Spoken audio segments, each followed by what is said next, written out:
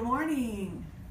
Welcome to our first Facebook Live that we finally made it at 9 o'clock in the morning on Saturday, which is our goal to do it every Saturday morning at 9 o'clock for vegan food storage. Today's episode is the third in the education series called Food Storage Equipment. Don't freak out. You don't have to get it all at once. I didn't for sure. So food storage equipment, we're going to break it down into three categories. The first category is how to create your food storage.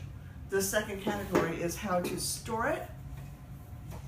And the third category is how to use it. We're not going to spend a lot of time in the how to use it category because that's a whole nother video. Actually, it's a whole nother series on how to use your food storage.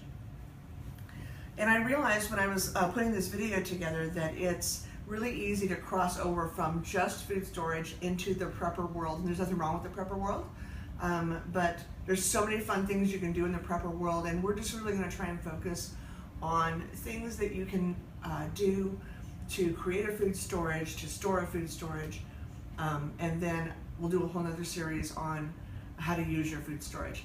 So that's our purpose today, is to discuss those three categories.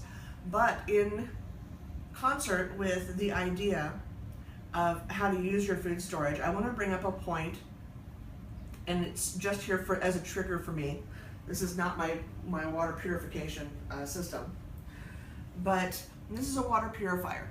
We talked in the first video about how important it was to, that you should store, you can go follow me back, how you should go ahead and store 14 gallons of water per person for a 2-week supply, and that was just drinking water. And you know, that's the storage of water, or to create the ability to have pure clear water. That's a whole different series that we'll do in the how-to series. But I wanted to bring that up, that you need to be thinking about water in your food storage. There's a town that's about an hour from me, and for the 4th time in about 5 months, they're under a water contamination boil water edict. So that would really suck if I lived in that town and I was out depending on bottled water or people bringing water into me in order to keep my water clear. Because you need water, especially when it's been contaminated, for more than just drinking. You need it for brushing your teeth. You need clean water for bathing. You need clean water for washing your hair. There's a lot of things that you need clean water for, and so that's a big deal. That's why it's a whole other separate video. But I wanted to remind you, just because it came up, we've had some really bad floods and rains this week, and that town is once again under water contamination boil water edict, and that's something you need to be thinking about as part of your food storage. Is how are you going to create water? All right, so let's talk about how you're going to create your food storage. There's a lot of different ways. You can go buy it, and it'll all be done. If you notice when you have, come in. This is a number 10 can. It's hard the first video to explain, the difference between a number 10 and a pantry size can. But a number 10 can, they always come sealed. Okay, this is a number 10 can. It comes sealed. All number cans look just like it. Doesn't matter where you get them from, whether you get them from veganthrive.com, whether you get them from store.lds.org, Honeyville, Grain, EE, doesn't matter. All number 10 cans are going to come sealed just like this. And you're going to need a can opener to open it. Your little can opener that you have is not going to cut it. They used to have those little tiny can openers, hand can openers. I'm not saying you should get an electric one, but you need to be careful about the kind that you have. I have an older style Pampered Chef one that works really good because it basically breaks the seal around rather than cutting inside. But you're going to want to invest in a good solid can opener. You don't want those little flimsy kind that are going to break, because after you've done like 2 inches of trying to cut, your hands are going to hurt like you can't believe. This is a pantry can. I send my daughter who's on a mission trip pantry style pantry cans, and the reason I do is because they have a pop top, so you just have to pull. But obviously you're paying for convenience, and they're quite a bit more expensive per ounce than a number 10 can is, but you don't have to have a can opener for this. So it's something to think about when you're talking about creating a food storage. So you can create a food storage by going out and buying things. I don't live on property. My grandfather,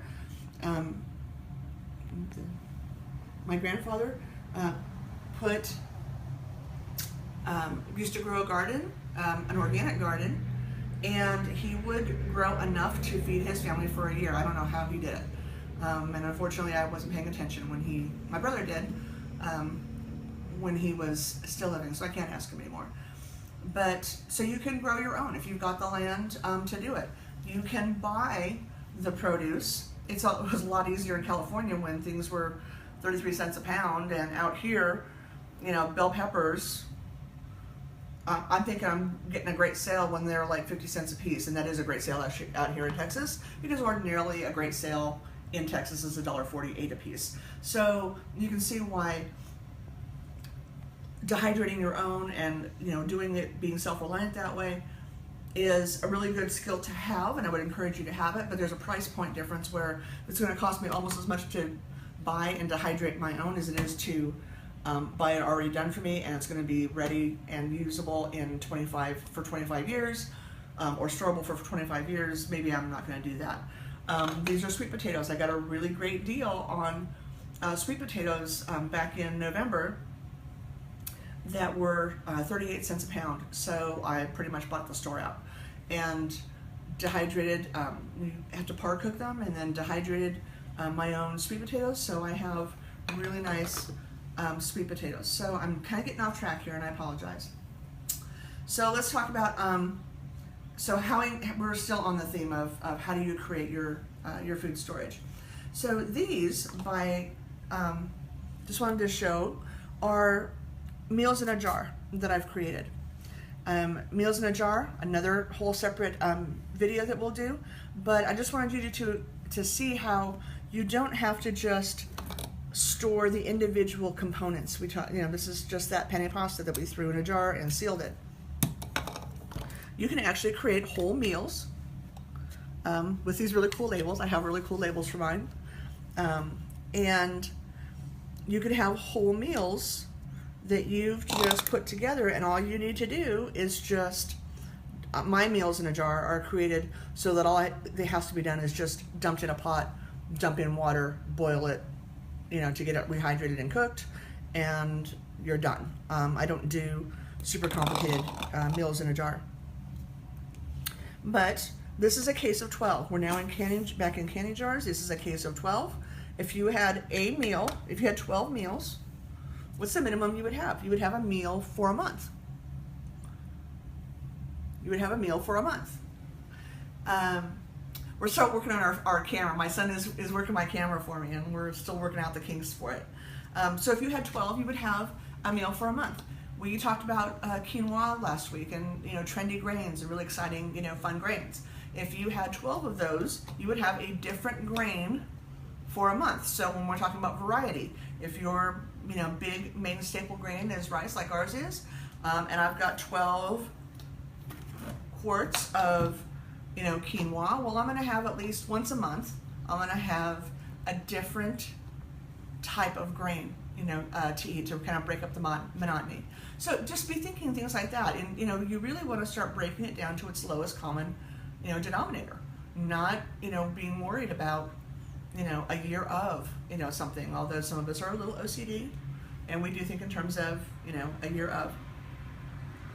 Your food storage, creating your own food storage does not, like I said, doesn't need, you can simply take your sugar, flour, whatever, put it in a mason jar so it stores long term. Your dehydrated peppers. Those of you who know what this is nutritional yeast. Vegans use this a lot to get that nutty and cheese flavor. So when we make macaroni and cheese, since we don't use dairy, we use nutritional yeast. You and I both know, vegans, that it only comes in those little packages, cellophane packages. That's not going to last forever. Those are permeable. They're air permeable. So you're going to want to transfer it into a canning jar, seal it up, and now you've got something that's going to be shelf stable for about 3 to 5 years. So it's things like that, especially vegans who that those things are hard to come by. Those kinds of things that are hard to come by, you might want to think about getting a stockpile, transferring it to a mason jar, sealing it up. So that's food storage equipment as far as the kinds of storage things. Where is, I think it's down here. No. Oh, it's right here in front of my face. I'm so sorry. You can store your food storage in things like this. I actually have a whole kitchen that is done with Tupperware modular mates. Like, I was famous in California. People like Tupperware consultants would come and like show people their customers my house because my whole entire kitchen was in modular mates. But the nice thing about Tupperware is that their seals prevent a lot of air from getting into it, so you can keep things a lot fresher. So if you're buying in bulk, in your month worth of supply, not obviously your 5-year worth of supply, but in your month worth, your 3-week, your 2-week, your month's worth, you might want to think about investing in things like that. You don't have to do it like all at once, and you don't even have to do it at all. But I'm just saying it's just a way to store bulk items that you can get cheaper, to build up a food storage, a 1-month supply of food, or a 2-week supply of food, and have it protected from the elements. Those are my white beans, by the way. Food storage, how to store things. So we've gotten mason jars, we've gotten cans. How to store things.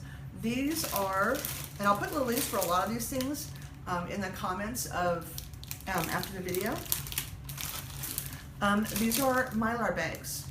You can buy them. It's so cool. And the thing I like about Mylar bags, is that you can just run an iron on this edge, and then you've got something that's sealed from the elements. And if you throw in an oxygen absorber, and that's what these look like, it's going to eat up the oxygen inside, and so things can store anywhere from 5 to 25 years, depending on how well you've stored them.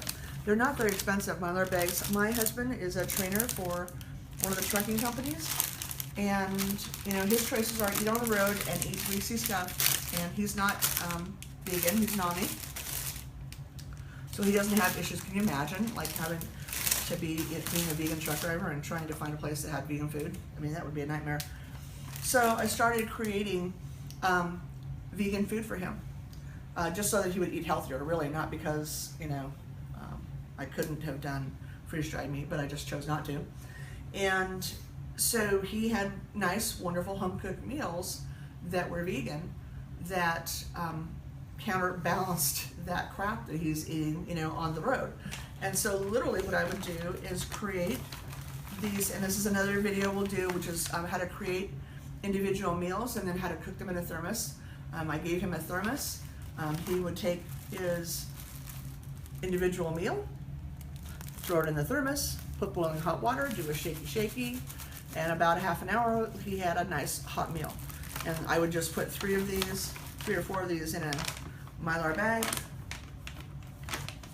fold it, seal it, and now he's got something that is going to be waterproof and airproof or airtight, and stay fresh for for another well, it could stay fresh for a couple of years, but I only make him 90 meals at a time, so he only needs to keep them fresh for or usable for 90 days.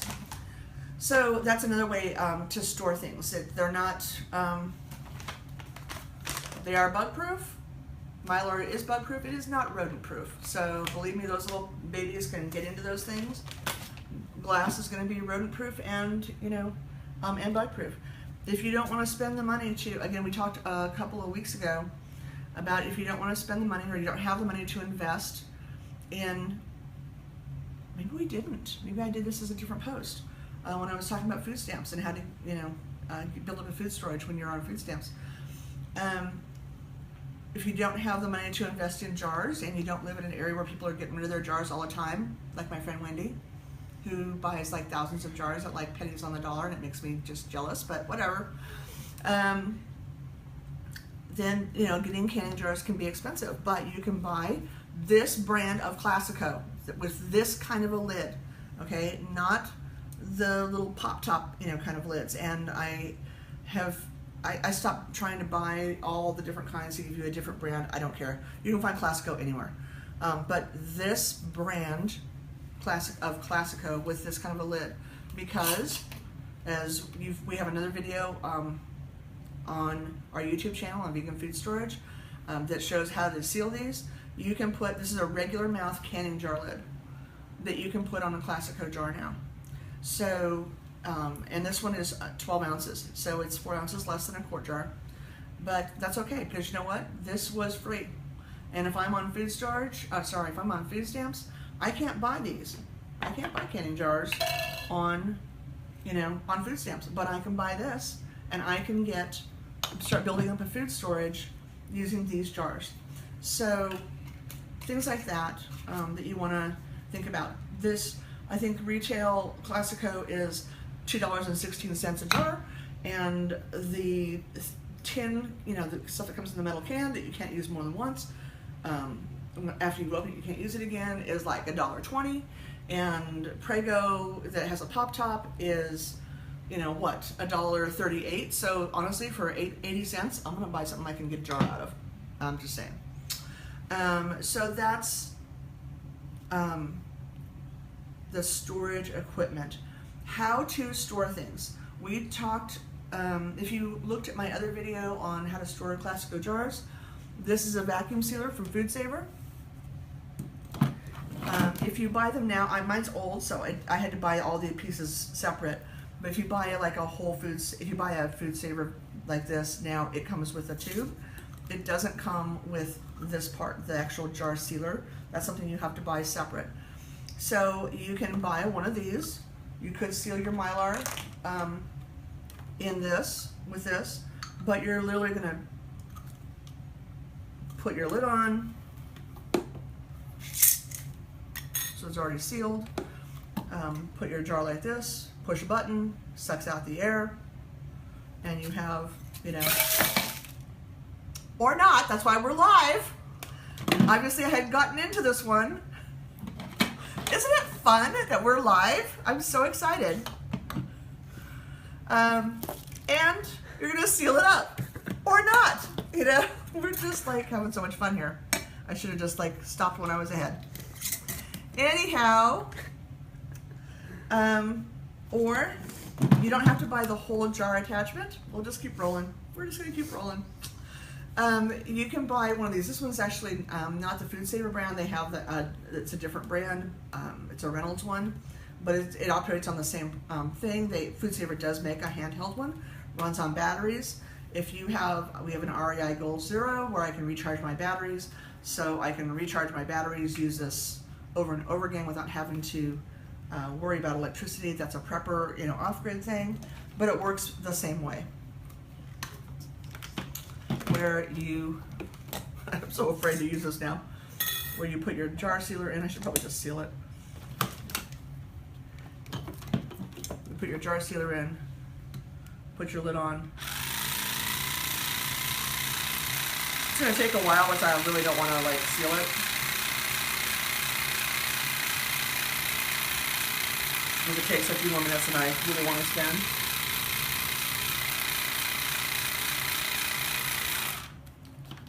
So it probably didn't seal in that length of time. No, it didn't. But it really would seal. Alrighty. So my son's gonna take you through a little tour of the things while I go and clean this mess up. Or not. I was gonna say just a tiny bit, but evidently I'm not going to.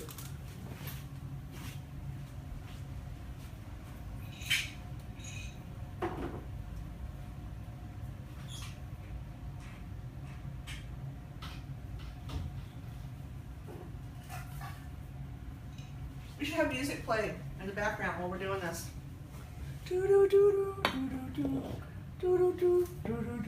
No, just kidding. Oh, one day I do Facebook Live.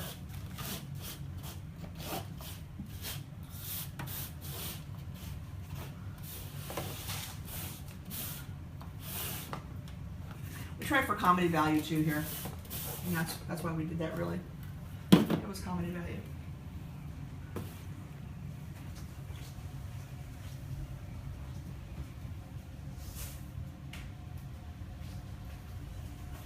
All right, storing your equipment. We're back live. Since I have one that actually doesn't work, you're gonna get a quick demo on how easy it is to store your food store or to seal your food storage.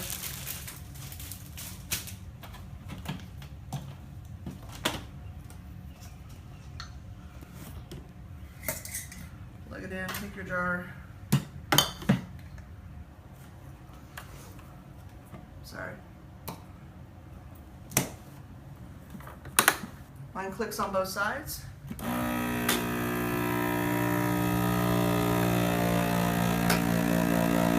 the unclick.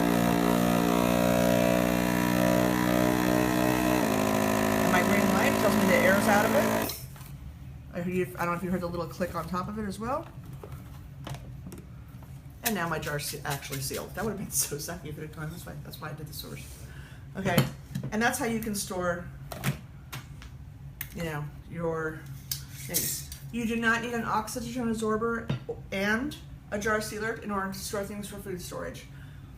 You can. Jar sealers take out the air. Oxygen absorbers take out the oxygen. No, I'm not going to get into chemistry. Y'all can look up what the difference between air and oxygen is. So that's just something to think about. Storage equipment. I think we've hit. Oh, no, we haven't talked about storage equipment. We haven't talked about all the storage. Okay, we talked last week about storing things in buckets.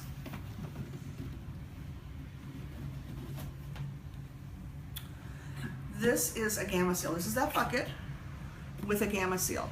And a gamma seal, so a regular bucket's going to have that lid that's going to have a gasket. You want to get one that has a gasket on it underneath it to keep out, make it airtight.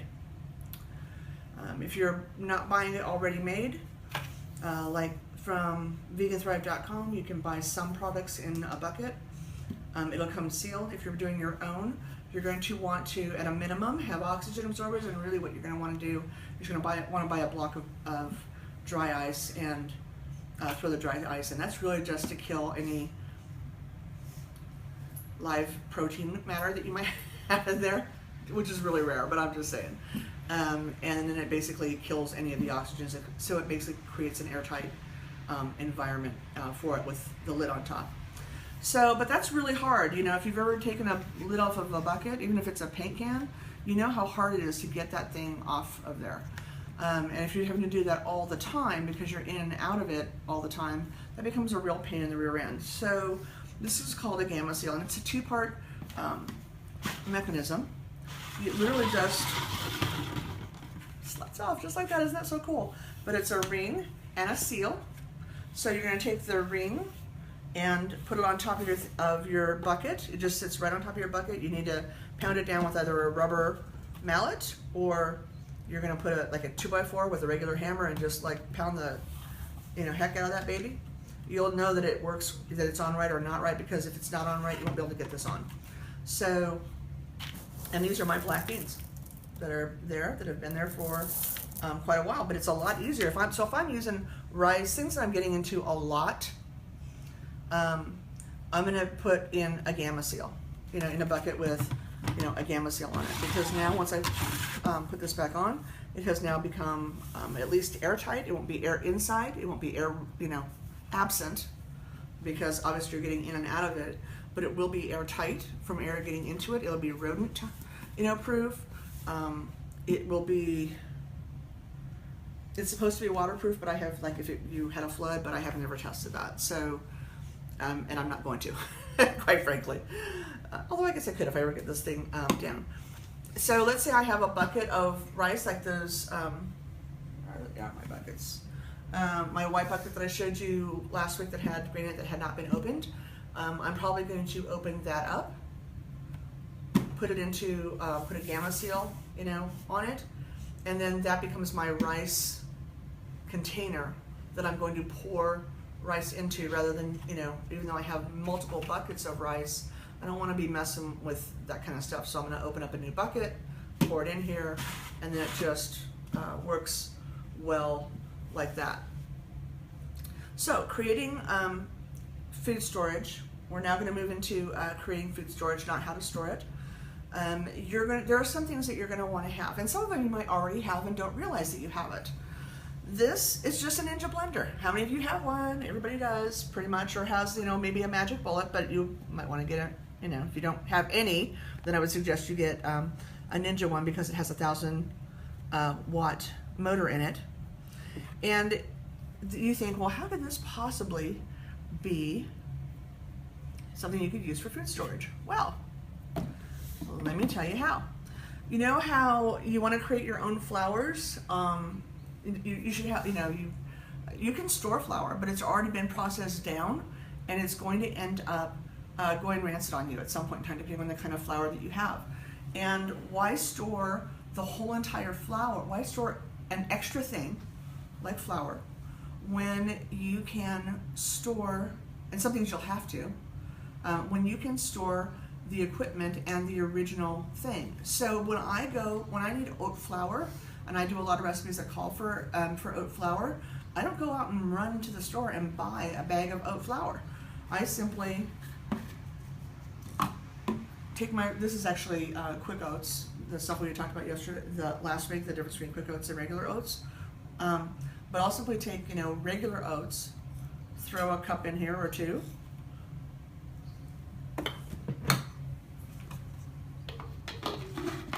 blend it up, and I have oat flour. Okay, we have not talked about dairy. That's a whole separate thing for vegans, and we will do a video on it. But same process. Okay, raw almonds, grind it up. I have, you know, or at least a little bit. I'm not going to grind it up into. I can super grind it and create almond flour. Okay, or I can just, you know, grind it up a little bit, throw it into water, and put some water in here. Actually, I'm going to grind it up a little bit more than that, now that I think about it. It's been so long since I had to make almond milk. But I'm going to store raw almonds. It's another storage issue, so we won't talk about that specifically right now, because they have to be stored a little bit differently. But you're going to take your raw almonds, you're going to throw it into your Ninja blender. This is why you want a Ninja, not a magic bullet. You're going to put your water in here. You're going to grind it up. Then you're going to end up, I can never get that on straight. You're going to grind it up. You're going to pour it through, and what do you have? You have you have non-filtered almond milk right there, or cashew milk, or macadamia nut milk, or blah blah blah kind of nut milk. You're going to put it through a cheesecloth, you know, and a sieve, and you're going to have what? We call that dairy. In the vegan world, that's the vegan dairy world. So that's how you can create those kinds of things, you know, all on your own food storage out of the raw ingredients. It's something to really think about. It's really kind of fun and exciting to think that, you know, especially for vegans, that, or even non-vegans, that you can have, you know, milk in your food storage that you don't have to, you can buy that. If you're not vegan, you could buy that powdered milk stuff, but, you know, okay, you can. That's all I'm going to say about it. Okay, so that's a way to create, you know, your food storage. You can store it. The storage method is fairly simple. Creating it, you can either buy it, or grow it, or create it. One of the things you're going to want to get, regardless, is a dehydrator. This is an Excalibur dehydrator. It's an economy model. It was only $70. I'm mentioning that specifically because, I'll finish that thought. Because you can buy one of the round Nesco kind that for like $45 or $50, and I don't care if you have to go babysit something or sell something to get the extra $20, do it. Because you will be so happy that you did, and you will be really unhappy that you spent $50 when you could have spent another $20 and gotten something that is just a workhorse and works so well, and gives you so much variety, like the Excalibur. And the difference between the two, the $20 difference between the two, is right here. You know, it is located on the top where you can set your temperature depending on what kind of thing that you're going to do. So if I'm doing vegetables, I could go as low as here. I usually go right in the middle. If I'm doing fruits, or fruit roll-ups. So it's temperature based, and that matters. It really matters. I have, you can do like meats and stuff like that. Even when I was eating meat, I didn't do that. And just because dehydrated meat, in my opinion, is just so disgusting, and we won't even get into that subject. But a Nesco around dehydrator, they're not going to have that temperature. It's all one temp. It's all like way up here. This 165 degrees. You're going to burn your stuff or not pay. You've got to really watch it. And you have to rotate it and move the trays and all this other stuff. Spend the extra $20. You can buy like 9-tray Excaliburs, and you can buy ones that have timers and all that other stuff. That, maybe that's stuff you don't need. If you're just starting out, maybe you don't need you certainly won't need more than a 4-drawer, a 4-shelf drawer dehydrator. Sorry, but if you're growing your own, what do you call it, garden, maybe you want to invest the extra. But this is like $70, and the 9-drawer ones start like $200. So just get one. Okay, so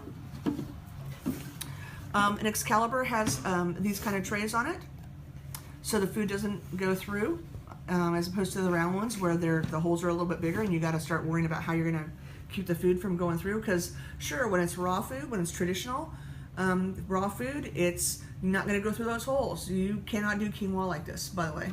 You can, but I'll show you in a second how you do it.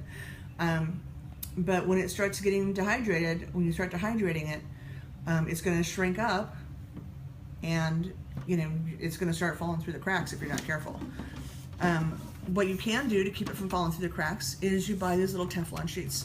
You can either buy Excalibur brand, or you can buy secondhand ones and cut them down. Excalibur brand's the only difference really between the two is that Excalibur brand, besides having its name on a watermark, is actually cut to size, so they'll fit right in there.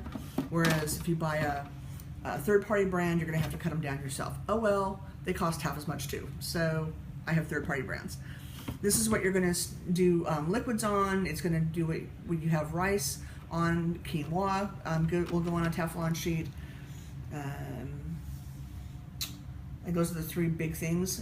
Basically things that have that are like that are going to either dehydrate small or are liquid are going to go on a Teflon sheet. So one of the videos we're going to do is on how to dehydrate your own already done out of the box almond milk, and how to dehydrate it down so that you can then store it in a jar and rehydrate it later, but you'll now have some long-term almond milk to use. Okay, so that's one of the things that if you don't have one now, you need to start saving.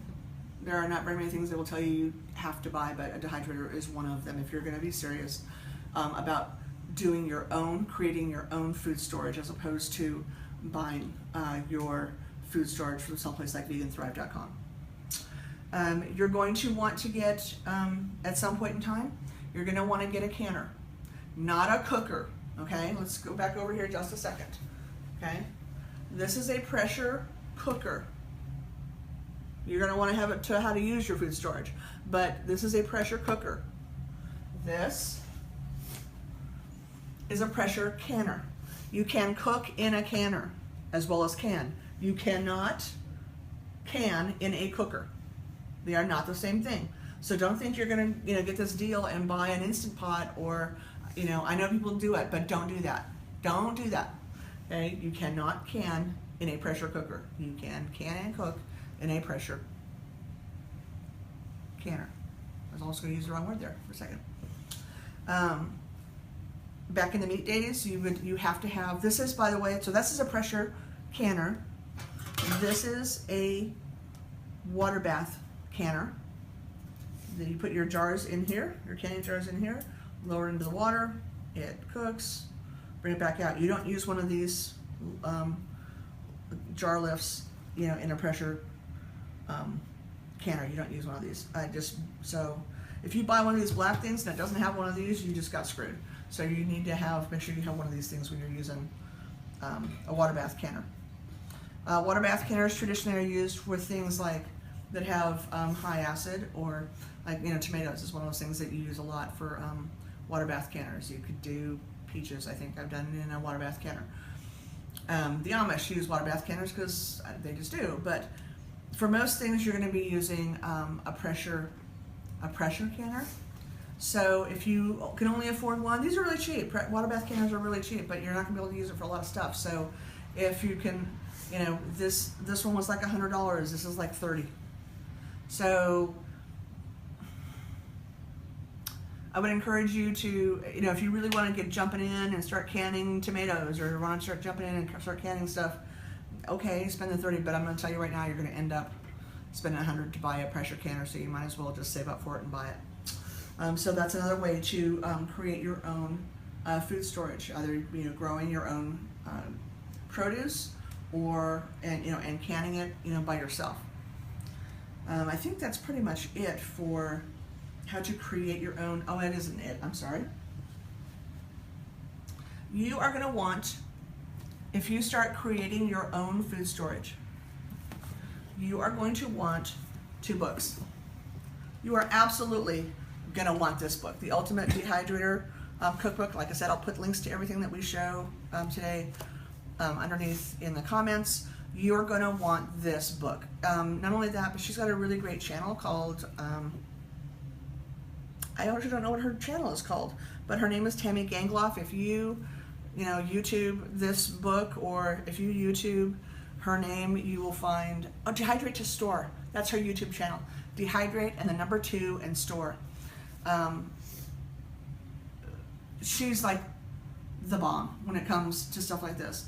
And what's really great about her book is she shows you how to dehydrate the product, and then she has recipes using the dehydrated product. So it's really cool. So you can, like, there's actually 96 different ingredients in here, and so my goal is to have a quart jar of every single ingredient that she has in this book, so I can make all the recipes. But that's a really cool thing, especially if you're not very familiar, you know, with how to do some of this stuff. The other book that I really like, and this goes, we're now going to start segueing into how to use a little bit, is this book by Lorna Sass called Great Vegetarian Cooking Under Pressure. And the reason this book is so great is because it talks a lot about how to pressure cook beans, how to pressure cook grains, how to pressure cook those kinds of things. And then she, of course, obviously she has, besides the tables, you know, she's got, you know, recipes of how to do those things. So a lot of the things that you're going to store in, you know, a vegan food storage, you can have, you know, the recipes to create those kinds of foods with a pressure cooker. And anything you can do in a pressure cooker, you can do in a crock pot. It's just going to take longer. So that's just something to be thinking about. When it comes to, last week we talked about amaranth and quinoa and how I didn't want to open up my last thing. So I'm just going to show you that you actually can buy heirloom amaranth seeds. I think I've used up all my, I don't know where my quinoa is, but a lot of stuff kind of got tossed when we, not tossed as in gotten rid of, but tossed as in I can't find it when we moved from California.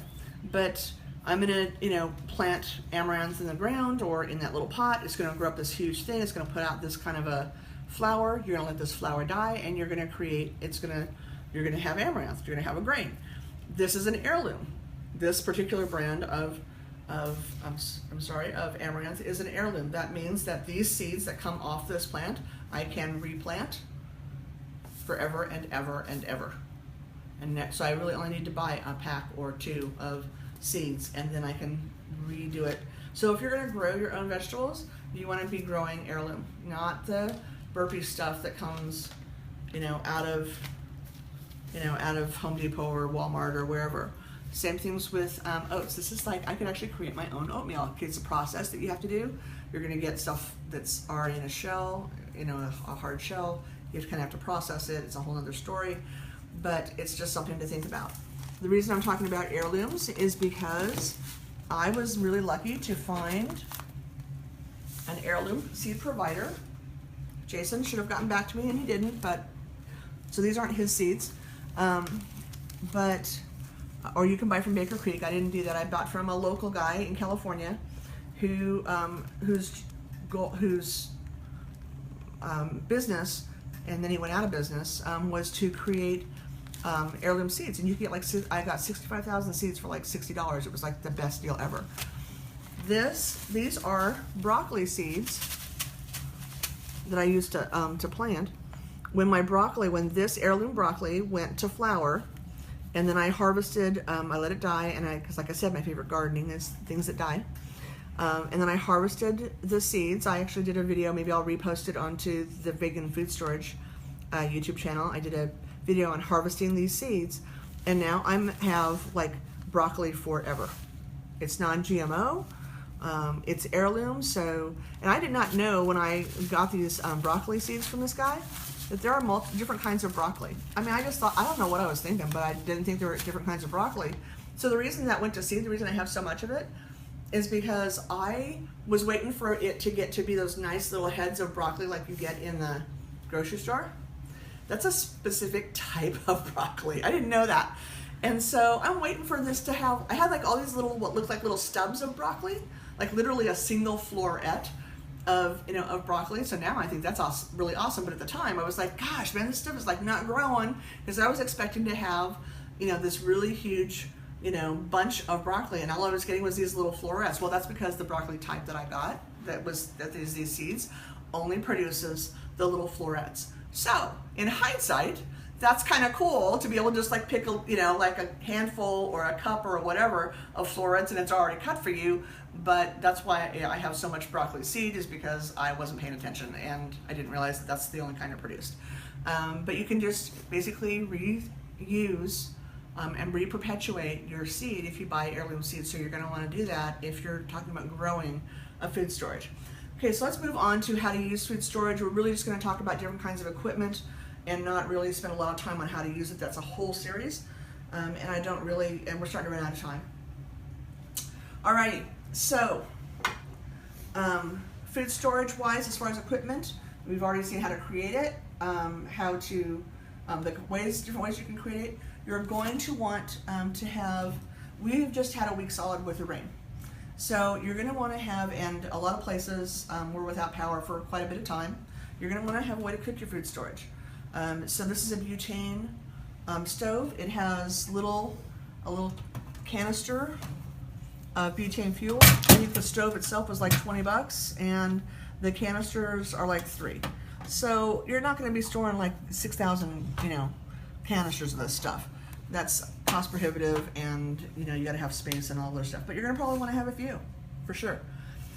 So you know, think about that. How are you going to cook your food storage in, you know, the event of an emergency, or you know, when the power goes out, or things like that? But like I said, it's really easy to cross into prepper, you know, the prepper world here. So we're not going to spend a lot of time but be thinking about that. You're going to want to, I have lived without power more times than I even want to talk about. I am probably the only person I know who has lived off grid without intending to live off grid for, you know, weeks at a time. And we spent a whole summer, I wish I'd, you know, done the tapes. We spent a whole summer living in a tent, my kids and I, when we first moved to Texas. That was like a complete off-grid experience from a million things. When water is scarce, you're going to want to have a pan like this. I'm not saying go out and replace all your pans. I'm just saying you're going to want to have a pan like this that only needs to be wiped out. You know, as opposed to something you got to scrub and scrub and scrub and scrub and scrub with a ton of water to get it clean. So be thinking about that. I guess I should have gotten a thermos, but that's a whole series. So you can cook in a thermos by just boiling hot water, by putting food, you know, in, either freeze-dried or dehydrated, putting food in, putting hot water in, shaky, shaky, and a half hour later you've got food. So we'll do one of those. If you don't have a pressure cooker right now, this is an Esco, because my friend Wendy's an early adopter, and that's the kind she got, so that's the kind I got. But it doesn't, so that's the kind I have. There are differences in pressure cookers. I really like this one. I bought my daughter an Instant Pot. I really like that one. I bought my son a Farberware one out of Walmart. I hate it. I absolutely hate it. So there are differences. I'd go Nesco. I'd go Instant Pot. I would go maybe Cuisinart. I would not do any of the other ones that are out there. You know, the price difference now between electric pressure cookers is really small. Before it used to be really high. Now the price differential is really small. So so get one of those, 3. Don't be thinking you're going to save yourself, $10 and end up hating the one that you get. Try going Nesco, try going Instant Pot, try going Cuisinart, rather than some of the other brands that are out there. The reason that I'm saying that is because the thing that you really care about the most, yeah, it's really nice that Instant Pot has all these, gee whiz settings. It's really cool. I have not yet used a gee whiz setting. That's one of the things I hate about the Farberware one, is that it is setting driven, and you can only, you have to use their settings. That's why I hate it so much. You really are going to want to use, Instant Pot has a blend of settings that are pre-done. So if you don't know how to cook, it's kind of nice to have that setting done for you. But I use timing all the time, and I've just learned how to use, how things cook and how long it takes to do them. So that's why I really like ones that have the ability to set time, and as opposed to you can only use their settings. This is a solar oven. This is a sun oven. It actually comes with a whole bunch of whistles and bells and things that you can do with it. But in an emergency, when you don't have power, how are you going to cook your food storage? We're not going to spend a lot of time on that today, like I said, but I just wanted you to see this is the Sun Oven brand. It has all kinds of gee whiz other things that you can put inside here that we'll do on a different video. But give some thought as to, there's a lot. That's one of the problems with the food storage, traditional food storage community, is they tell you to store wheat, they tell you to store rice, they tell you to store oatmeal, they tell you to store, vegetables, they tell you to store, fruit, they tell you to store all this other stuff, and they don't tell you, not one time in any list I've ever seen, goes back to the list thing, have I ever seen anybody say, store equipment so you can cook it. So it's great, and I think it's wonderful, and I would rather have you store food than not store anything. But while you're storing food, think about how you're going to keep it, think about how you're going to create it, think about how you're going to cook it. Because you don't have to spend, I did not get this all at one time, but think about how you're going to be doing those kinds of things. It's not just about the food. It's also about the equipment of how to get to the food, and then the equipment, on the other end of how to use it. But at the very minimum, thanks so much for joining us. And again, we're going to encourage you to simply put food by. See you next week.